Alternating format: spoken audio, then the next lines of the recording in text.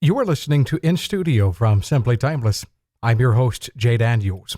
Thanks so much for joining us today. During my interviews with jazz artists, I never know what might come up in the conversation. Such was the case with a recent interview featuring pianist Lafayette Harris Jr. I found out that he and I both spent a lot of time in Virginia before moving north to New York City. Of course, there were other discoveries along the way, including a couple stories about his work with artists like Kenny Barron and Max Roach. Later in the interview, you'll hear about Lafayette's latest album, a collaboration he did with Houston Person called You Can't Lose with the Blues. Let's travel to the beginning as we hear about Lafayette's musical roots. I got to Baltimore at like 5 years old. Yeah. 4 or 5 years old. We had actually been living in rural New Jersey, rural Virginia. Virginia? Which part of Virginia? It's a little small town called Blackstone. Those are actually my musical roots because both my parents are from there. Their families known each other for a long time. And my mother, after her mother died, she was raised by her great aunt, who was married to a guy who had been married to a guy named Holland Faulkner, and he was a pianist that played in like the South Boston area and all these resort areas of Virginia. So it was like Storyville, but the Virginia version. You know what I mean? You know what? I think maybe he was from South Boston, but the resort area was actually Newport News. I think that's where he played, but I think he probably was from South Boston because that's where her family was from. And he had a piano, and he was murdered. So his wife, my mother's great aunt, married a different man, and this man had property in Nottoway County. In the sticks, and that's where my mom went to live with her great aunt, and they had that piano there in that house. Fast forward until I'm like 4 or 5 years old, and we get this new house in Baltimore, and that old piano that used to be his comes to Baltimore, and that's the instrument that I practiced on, I learned how to play piano on. Unfortunately, that piano was very out of tune. As a matter of fact, I think it was a whole step flat. Yes. Nobody ever thought of, oh, you're supposed to tune a piano? Were your parents musical, or were you one of the first to get the gene? Apparently, no. My mother, so that lady was on my mother's father's side, but on her mother's side, Singleton family were a lot of singers, and people sang in the church choirs, and some really good singers. As a matter of fact, my mom has a first cousin named Carol who sang with Otis Redding. As a matter of fact, she was waiting for him in the next gig and find out that he had died in a plane crash. So that was 1967. I am basically the first professional musician in the family, though.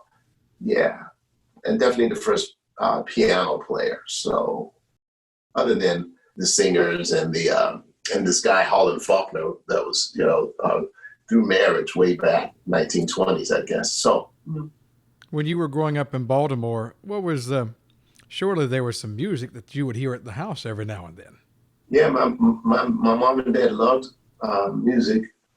We heard lots of church music and lots of pop music, just, some corny pop music, like Raindrops Keep Falling on My Head. I thought I'd never stop hearing that song. And my dad had some hip jazz records. He had some Sarah Vaughan and Eddie Harris. So I still have some of those records back there. So You mentioned that, when you were about 5, they brought this piano up from Nottoway County. Were you given lessons at first, or how did you learn to find your way around the black and white keys? I did not start playing right away. I played the recorder in school. Yeah. And the teacher saw I had some musical aptitude. And then I attempted to play the guitar. Me and the guitar didn't get along. I've tried. Someone said, "Here, why don't you try this?" I picked it up, strummed it once. Nope, here you go. Never tried it again. Yeah, it was something about those kind of hurting fingers, And we had, and that was in Germany. My dad was in the army. That's why we moved around so much. And we got stationed in like 3 different places in Germany. And we didn't come back to the States until I was 10 or 11 years old. And so my mom asked me one day if I wanted to take piano lessons. I remember we were sitting on Madison Avenue near downtown Baltimore. And she said, right over there, they teach piano. I said, why? And I was like, it was as if flash. It was as if I'd been waiting my whole life for her to ask me that. And I was like, yes, of course, sure. Started taking piano lessons there with Miss Robinson. Just, fell in love with it. And I was practicing all the time. I wasn't a popular kid out in the street. And so now I had something to do inside that kept me away from what was going on outside, But then I played in, by the time I was a teenager, 15, 16 years old, I started getting more serious about playing classical music. And then I got a couple of good jazz teachers at Peabody. I went to Peabody downtown. Yeah. Our schools, man, talk about the way music education is. I look over there in my yearbook from my junior high school. We had 5 music teachers. 5. Jazz band teacher, concert band teacher, choir teacher, and 2 assistants. And you go after school and you want to take saxophone? Okay, here's a horn. Let's start learning.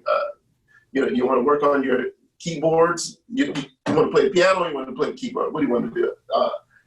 It's crazy, yeah.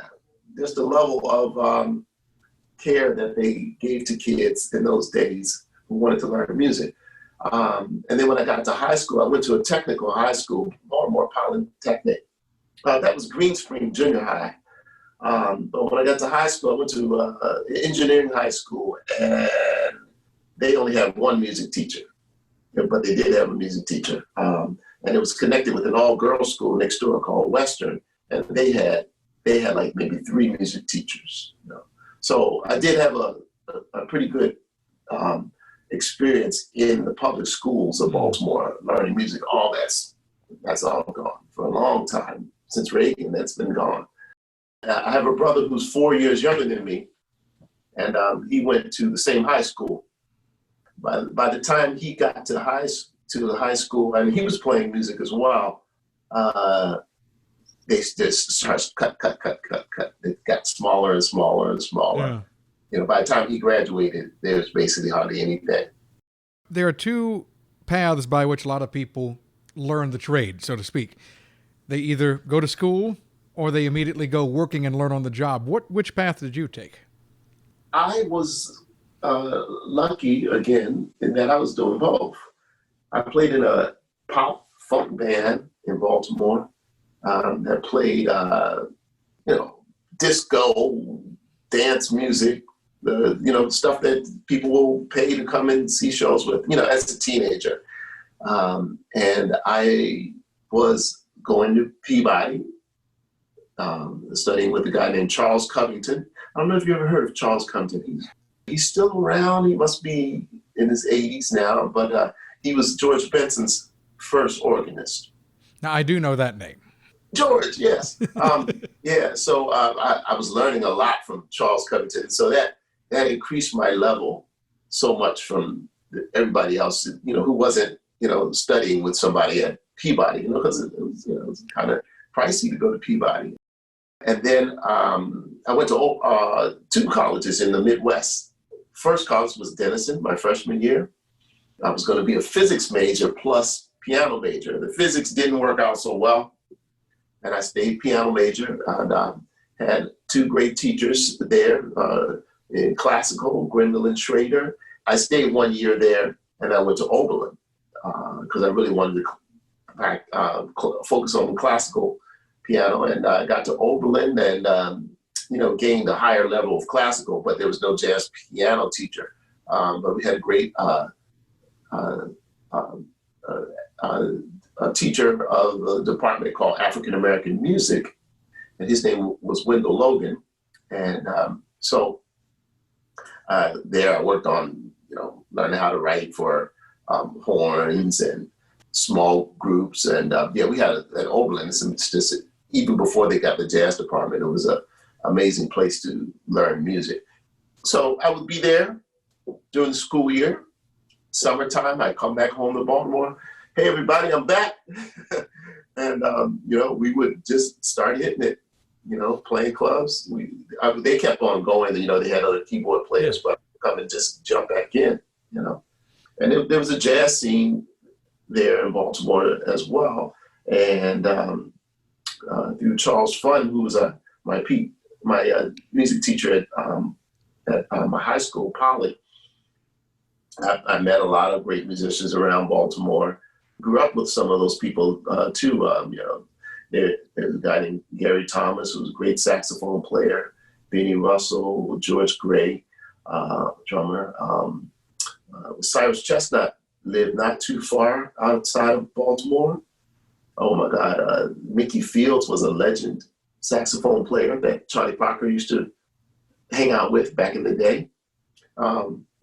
Ethel Ennis was a great singer that was down there, and so there was a lot of stuff going on in Baltimore. There was the remnants. You can see it was remnants, because there were so many older people who had the thing going on, the music experience, whereas the younger people, like maybe 10 years older than I and going down to my age and younger, we were playing funk and R&B. That's basically all we knew. We didn't know how to, play bebop and changes and all that kind of stuff until later, some of us, I know early in your career, as you were pursuing opportunities in music, as you were pursuing jazz, you were mentored by a fellow whose name is very well recognized in the jazz field, a fellow named Kenny Barron.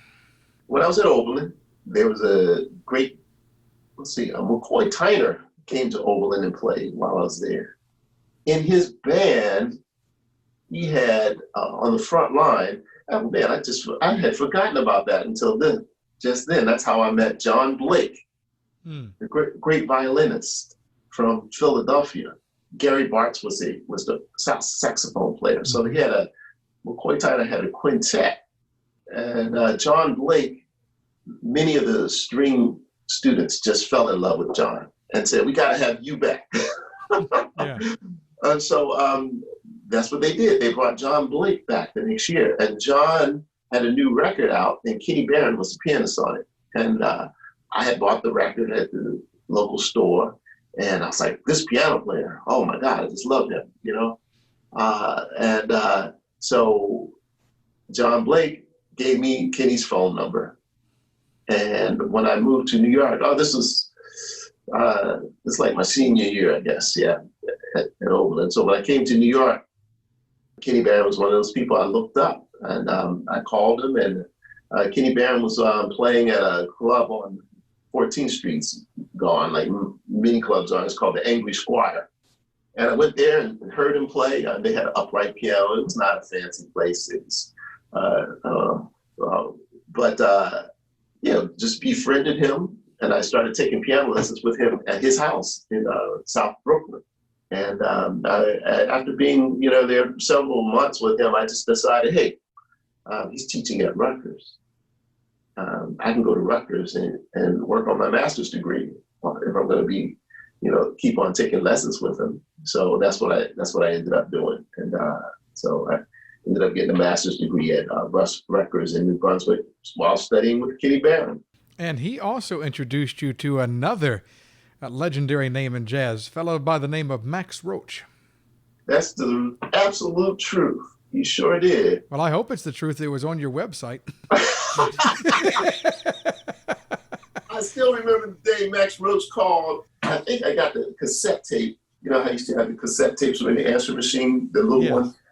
And so sometimes I would disconnect the phone and just let the calls go directly to the box with the tapes, So I'm sitting there practicing, and I heard, Lafayette Harris, blah, blah, blah, leave a message. And then I heard this Max Roach, I got your number from Kenny Barron. And I'm like, I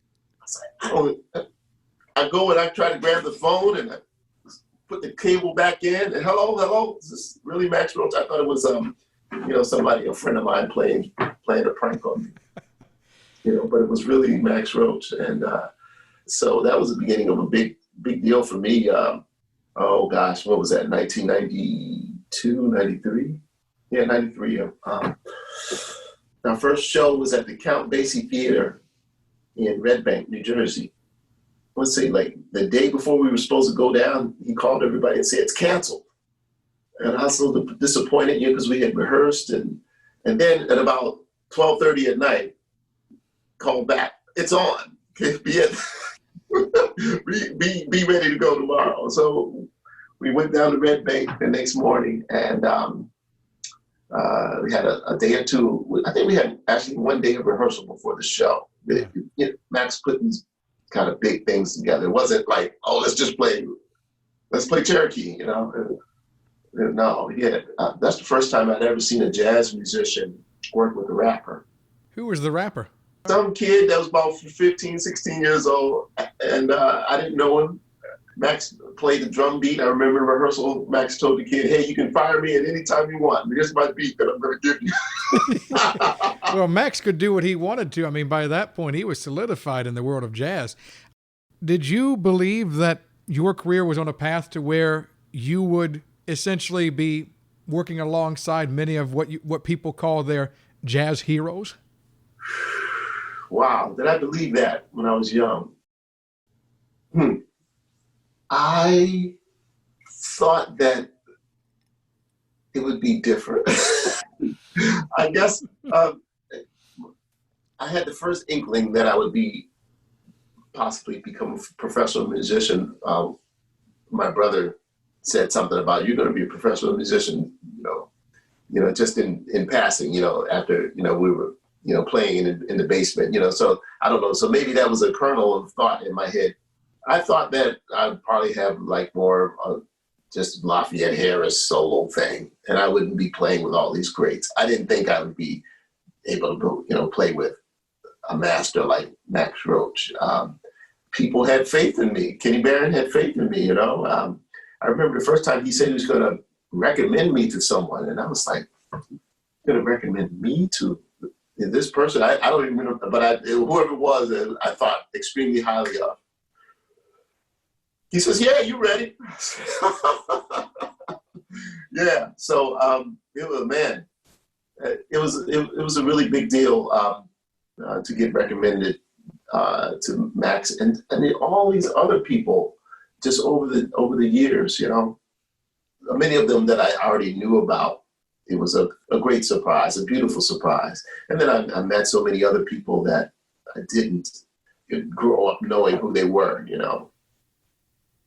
so it was great to meet them later on too, Late last year, you put out another album for Savant, and it's called You Can't Lose with the Blues. And as far as I can tell, that is your own composition. Am I right on that? That is my own composition. So I want to look at the blues from two different angles, as in, the blues of life, but right now, the blues of jazz.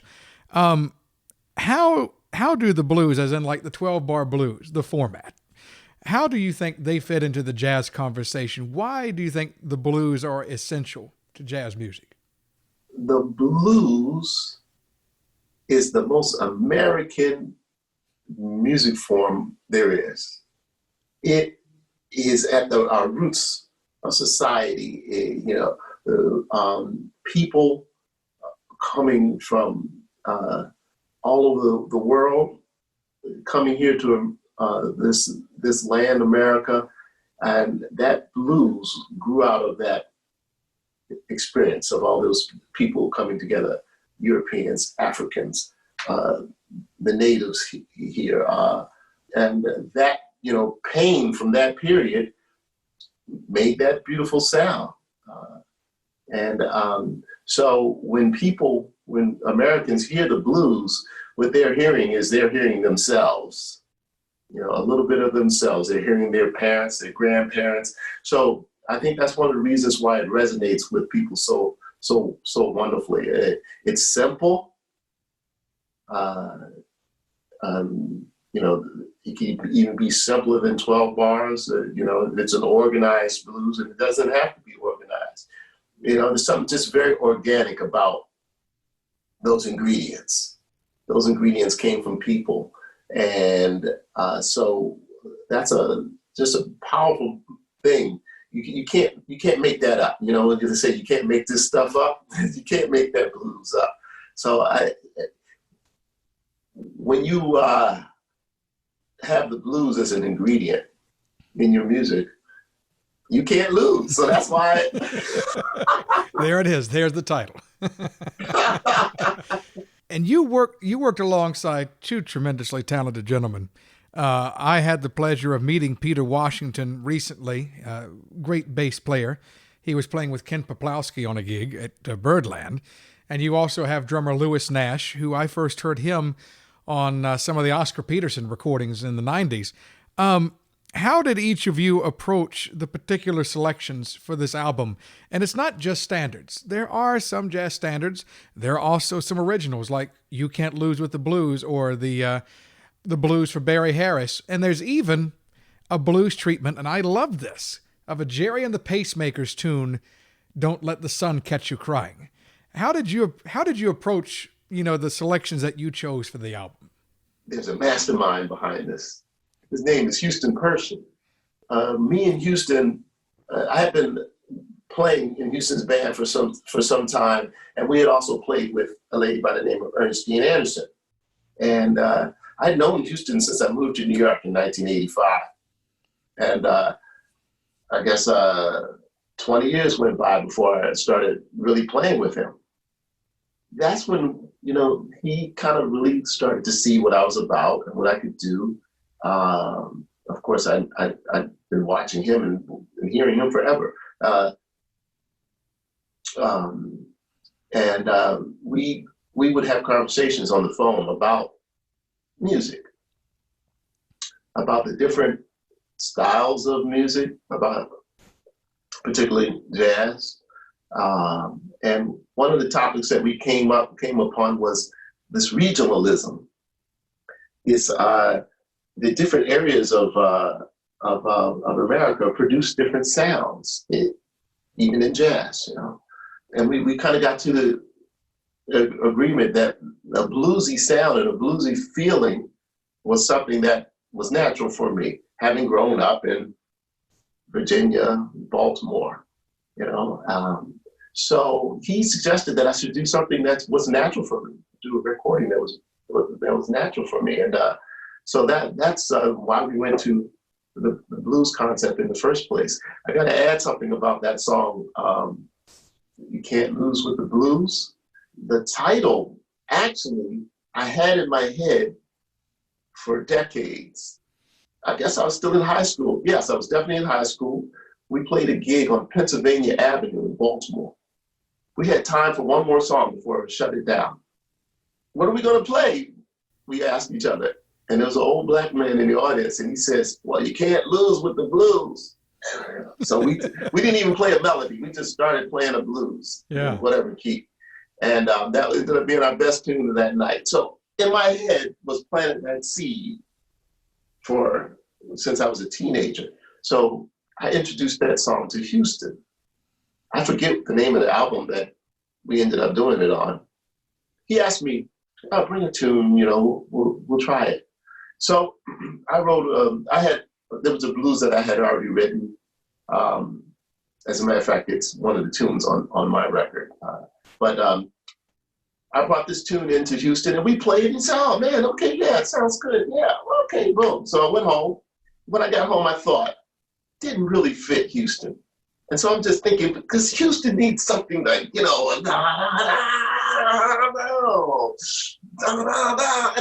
when I'm doing that, I said, that's it. So I just go over to the piano and I start,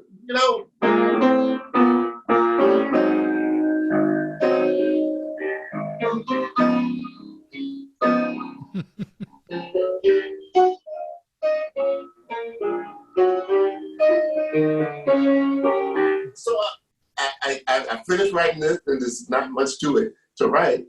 So I called Houston person, and I played it for him over the phone. I said, man, forget about that tune. I got this other one. And I played it for him. And man, I got done. He says, I love it. That's wonderful. And I like to think of albums and releases. Actually, I haven't always thought about it this way. But I look over a person's career, and, this is 21, 22 years since your first recording. And I like to think of albums as offering us a snapshot into someone's career. So if you were to take this album as a whole, and you were to think about it as a snapshot of your present point in your career, how would you describe that? I would say it's a maturity. It reflects some certain maturity in my career. I'm not doing everything that I can do on the record.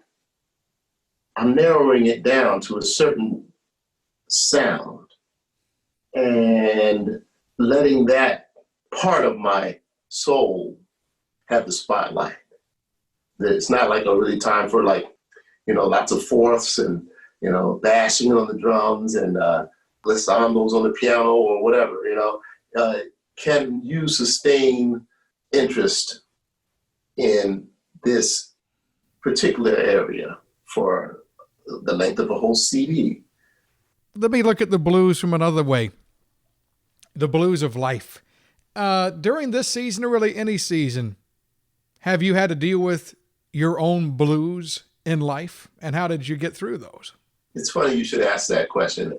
The whole spring season started off pretty rough for me. First of all, my mom passed away March 29th. She had a heart attack.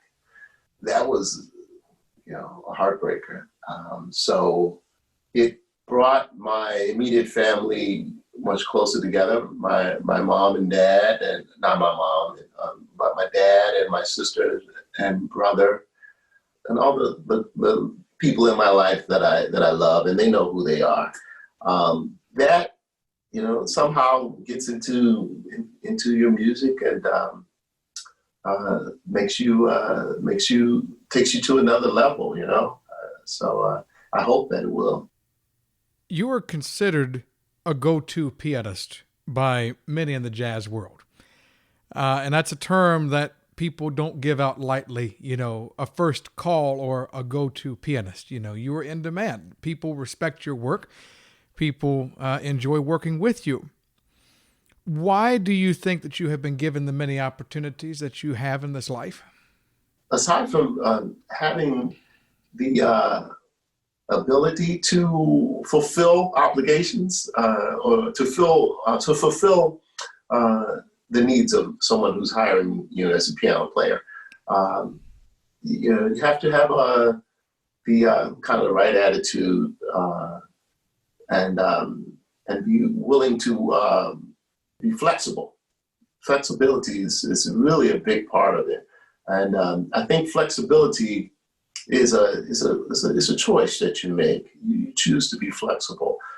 Doesn't really say you're the most talented guy, but it does say, oh, you're the guy who we can work with, that we can get along with. If they want it simple, then I'll try to give it to them simple. If they want me to be more dressy, and I could do that. And sometimes I had to work on doing either that or this or that. I remember Max Roach had a girlfriend named Shannon, and she was a singer.